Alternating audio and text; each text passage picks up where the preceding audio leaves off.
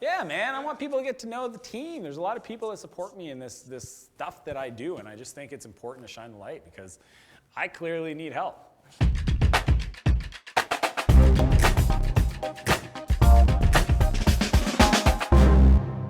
How do you manage your time?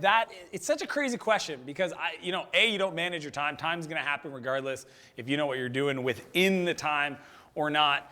But all these entrepreneurs email me and they're like, I've got all these things going on. I made a list of my priorities. I made a list of the projects. And where do I start? How do I know if I should be focused on sales or marketing or operations or recruiting or doing the work, delivering the value for our customers? And I get those frustrations, and those are the kind of questions that I love to drill down on, because to me, if you have the right process, and that's what I'm going to share with you guys in this video, then it's clear the priorities, right? It's imagine going into your work every day or sitting down and having a clear path of execution, and there's no fires going on in your business because it's been thought through and planned and it's strategic, and there's no surprises. I mean, most entrepreneurs live a day of firefighting and surprises, and that, to me, is a crazy way to build a business. Now, sure, challenges are going to come up, but those should be few and far between. And for me, when I was building Flowtown, I had to learn how to juggle two different things. I was angel investing. I've made 30-plus angel investment with my own money, putting it to work in companies like Intercom and Unbounce and Udemy, and I'm an equity holder in Hootsuite and some incredible entrepreneurs. And here I was starting a new company with my co-founder, Ethan, right? And this is 2009. And at the same time, still doing the angel investing. Here's what people never taught me and just a little side tangent, angel investing, you end up spending most of your time with the companies that aren't doing well. Isn't that crazy? I wish somebody would have sat me down and said, hey, by the way, Dan, it sounds fun, have all these businesses you're involved in. But the truth is the ones that are doing great, like an Intercom, and Owen and his team there, they're not going to need your help. You know where I spend most of my time? The ones that are struggling, the ones that need bridge financing, the ones that can't figure out product market fit, the ones that need to figure out their marketing. So I'm sitting there trying to deal with that and also be a great co-founder and literally lead the distribution team for Flowtown. And it was through that process I had to get serious and straight on how I thought about my time. And not about managing it, but what I got done within it. So I want to walk you through a really quick process that helped me get the most out of life. And I think this is both for business and personal. But number one is understanding the destination.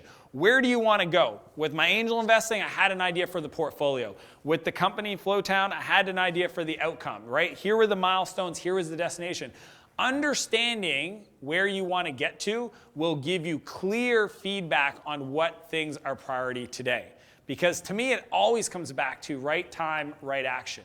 It's not about saying I need to do it all. It's saying what needs to happen tomorrow versus next week versus next month versus next quarter versus next year. Many people think it's all an emergency. It's not, right? So having a clear destination is key.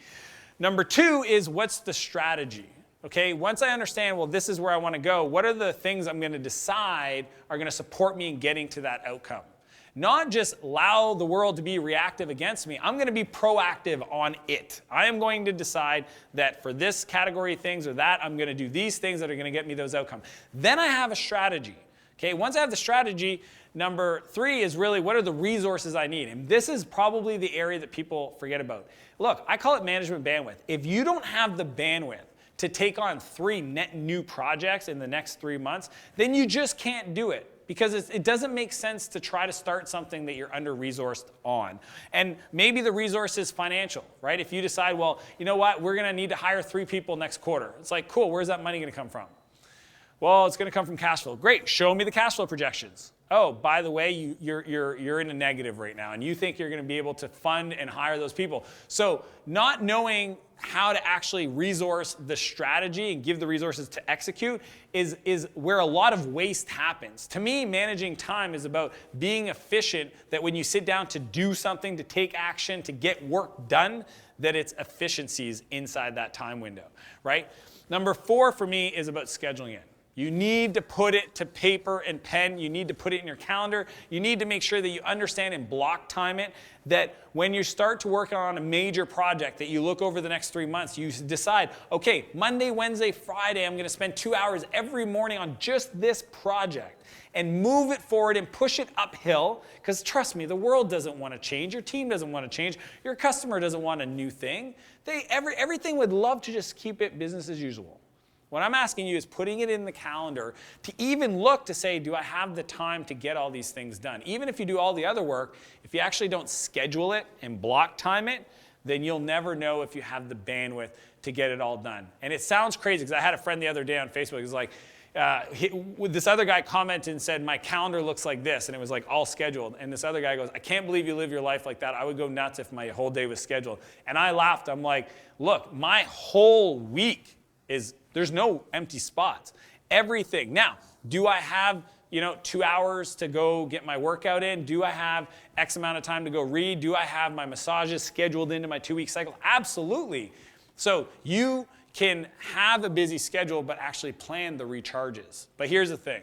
That's what I want to share with you. Is the number one opportunity for everybody watching this is, if you feel like you're not getting enough time to get things done, and you go through that process I just shared with you, in your calendar, I want you to schedule the recharge, right? I want you to ask yourself, what do I need? Maybe it's 1 day a quarter. Every 3 months, 1 day where I don't do any work. I don't do anything for my family. I just take time for myself.